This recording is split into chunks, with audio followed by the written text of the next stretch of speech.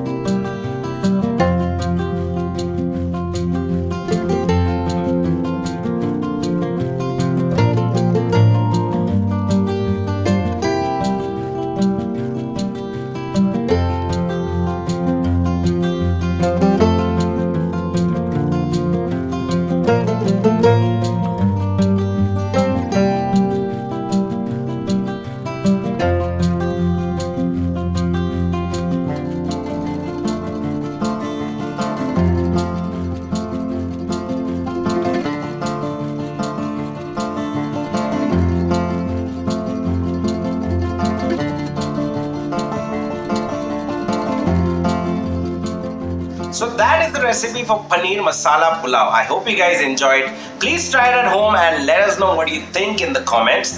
And I'll see you soon with another one pot. Till then, bye.